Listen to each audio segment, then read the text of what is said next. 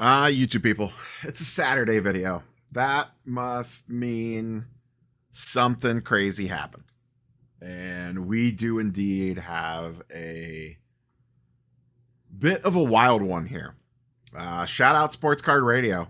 They got a very juicy, allegedly leaked document from Fanatics/Tops. And we are going to dive into it. They posted this. It says on the 30th. I'm not sure when this actually went up. I don't know if it was late last night. I saw it this morning. Shout out Auburn35, who shared the link out. That's where I first saw this. But once again, full credit to Sports Card Radio for getting this allegedly leaked document from Top/Fanatics. Now, let's set this up. What this is, what this appears to be, is essentially a playbook for meetings for various breakers and shops during the National. So all the numbers, if real, that we are about to talk about would have been from the previous 12 months leading up to the National. So this would not include any of the recent basketball products, basically anything the back half of the year and start of this year. So these numbers have probably shifted quite a bit, but it still gives us really interesting insight into, one, how much these folks are spending with Top/Fanatics potentially, and kind of their internal notes on these various entities. So that's what we're going to scroll through today and take a look at. Absolutely wild stuff. I will say, once again, assuming that this is real, that this really does, it backs up a lot of what we have all been thinking. A lot of the stuff that I've been talking about recently, a lot of the stuff others have been talking about recently. I also should note, I did reach out to Top/Fanatics to inquire about the authenticity of this document and did not get a response. So leave that what it is. I did do some due diligence and try to confirm that this is indeed real. I will say, from my own personal opinion, this looks like other Fanatics documents that I have seen. And if someone went to the level of detail, there is a lot of detail in this that I feel like would be hard to fake, but who knows? In the day of AI and things like that, anything is technically possible. So, first things that we see here, this is not the interesting part. This is the list of essentially people that they are going to be meeting with. And remember, this deck was put together for Fanatics employees internally as basically one-page briefers on some of their top accounts that they were taking meetings with at the National. So let's scroll through this part and get to the interesting stuff. These are basically, it's essentially the schedule for when they're meeting with these folks, who's involved in these meetings, which it looks like a lot of Rubin and Mahan and Bell. And then get down to the customer one-pagers. This is where things get interesting. So this is essentially Fanatics and Top's one-page deck on each of these individual partners. It starts with Blowout and Dave and Adams. 1. Blowout. 12-month rolling spending. $50 million. And that is spend through Tops and Fanatics. So they spent $50 million with Fanatics purchasing what I assume is all sports cards. I guess there could be non-card related items mixed into this potentially, like clothing and other little odds and ends of stuff. Regardless, a bulk of that is probably cards. Blowout, largest e-com distributor. Strong marketing signal ability. Guidepost for secondary market pricing. We have seen this time and time again where Dave and Adams and Blowout kind of set the prices for sealed wax on the secondary market, and then everybody else follows. One of the other interesting things to note as we look at some of these individual people, we won't look at all of them, I'm just going to hit the big ones. What The things that Fanatics and Tops are flagging as important: has not participated in MVP buyback, has not had a presence at Fanatics Fest, limited participation in profit sharing model, strong appetite to do more business with Fanatics collectibles in the future. And then down here, they have checkmark boxes. Rip Night, check. Multi-store operator, check. Fanatics Fest, no check. Hybrid breaker / hobby shop. They are essentially telling us what they view as extremely important when they are evaluating one of these partners. Are they taking part in all of the various Fanatics channels, if you will, like buybacks, Rip Nights, Fanatics Fest, Fanatics Live, those sorts of things? And once again, we have seen and heard this time and time again, but this feels like the icing on the cake with all this stuff. Next one, Dave and Adams, $42 million over the last 12 months. Once again, this was dated end of July, so go back 12 months from them. On pace to be the largest e-com distributor by end of the year. So it sounds like Dave and Adams will be passing up Blowout, or could have already happened. Multi-store operator, breaker operation, big presence in Europe. We are in partnership on a profit sharing model for all hobby releases, so that's kind of interesting. Fanatics Live has identified breaking operation as an account that should receive stronger allocation support in exchange for product being broken on the platform. So essentially, if you are breaking, in this case, for them specifically, since or because they are going to break on Fanatics Live, should receive stronger allocation support. 62% increase in profit sharing revenue year over year, and they get 4 check marks: Rip Night, Multi-Store Operator, Hybrid Breaker, and Fanatics Fest. Now we get into the breakers. So those are their 2 e-coms, and then we get into the breakers. As of the time that this alleged document was produced, Blez, number 1, $17 million in spend. First thing that I noticed is the difference in spend between David Adams and Blowout, and then we get down to a breaker being $30 million less. So it just shows still how much business David Adams and Blowout do compared to an individual breaker. Number 1 breaker in spend year to date in Breaker Direct program. Consistently top 3 spenders in Breaker Direct program. One of the best hobby marketers in our program. And now we see once again, we see more evidence of what they care about. And this is when we get to the breaker section, which we're in now, the focus on social media presence / the ability to drive hype. Over 100K followers on Whatnot and made audience lives on YouTube. Exploring expansion opportunities from both a breaking and store perspective in Las Vegas. Hosted Steve Aoki during Rip Night 2, Rey Mysterio and Forrest Griffin during Rip Night 4. Have not attended Fanatics Fest. Next, We the Hobby, just under 14 million. Here's their first note.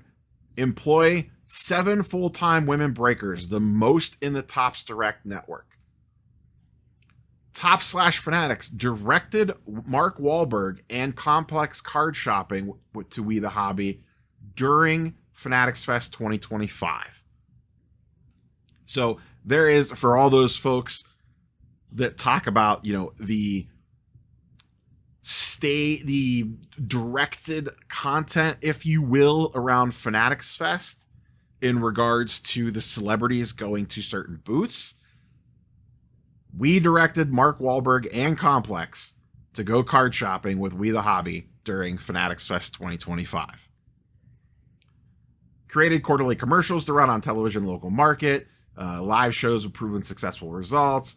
10% engagement rate across all social, averages 3%. 2 streams at a time, 12 hours a day, 7 days a week. Everybody's favorite, Filth Bomb, 13 million, just under, right along with We the Hobby. Blez by far the biggest, and then these two very close in second and third. Moved 100% of their business to Fanatics Live. Top 3 accounts on Fanatics Live. Top 5 accounts in the Breaker program. Continuing the scale, opening new product-specific breaker channels will grow exponentially when fully licensed basketball and football products are available. And guess what? We have seen that. Look at how much they have done with basketball over the last couple of months. So boy, oh boy, were they dead on with this one. Who do we have next here? There they are. Backyard breaks. For everyone that has been wondering if they are officially in the program, though at this point we pretty much know with Sapphire Basketball, and everyone was 98% certain. 10 million spent direct to Topps over the last 12 months. Now remember, they are the biggest breaker on the list in my opinion, but this is just their spend with Topps. They open a lot of Panini product because they are basketball and football centered, which we will see. 80 plus employees headquartered in Florida, projecting $270 million in revenue in 2025. Backyard does almost $300 million in revenue. Main sports categories are football, basketball, no surprise there. Developed one of the largest baseball audiences on Whatnot due to direct relationship with Fanatics. Y'all can't get boxes, but Backyard can. Has sweetheart deal with Whatnot due to early adoption and potential equity in that platform. This has been rumored and speculated on for a while. This does not 100% confirm it, but it is another piece of evidence that feeds into that narrative and potentially explains a lot on why they maybe just got a little slap on the wrist when all the stuff went down early in 2025. I almost forgot what year it was. Has one of the largest breaker built repack businesses in the industry. No surprise there either, as they do a ton of repack business. And we do see they did attend Fanatics Fest, so they get the green check mark for that one. The rest, I'm just going to scroll through very quickly. A lot of it is shops. And in fact, shops that I am not super familiar with. But we see the individual breakdowns here. This is Daleks Wax, a little under $8 million in spend, and then the notes on them.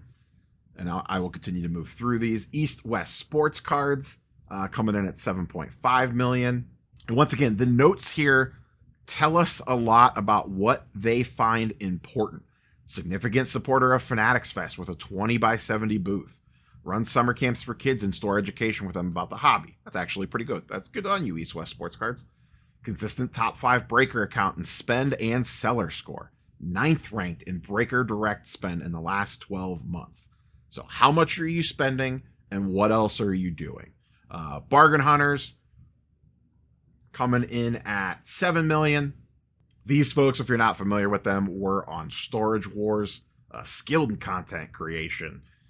Major expansions coming. Progressed from a tier 3 to a tier 1 account, with the majority of that increase taking place in the last 6 to 9 months. Piece of the Game, I have heard of them. I see their booth all the time.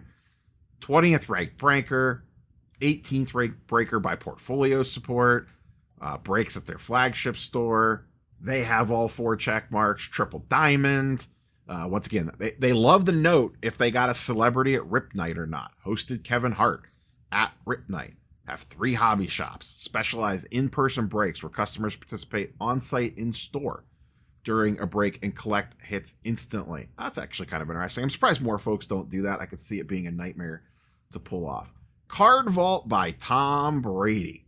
$3 million in total spend, not surprising when you go back 6 months ago to the national time. They would not have had their shops open. The number of shops open to this point, and probably just haven't spent as much, so this number checks out.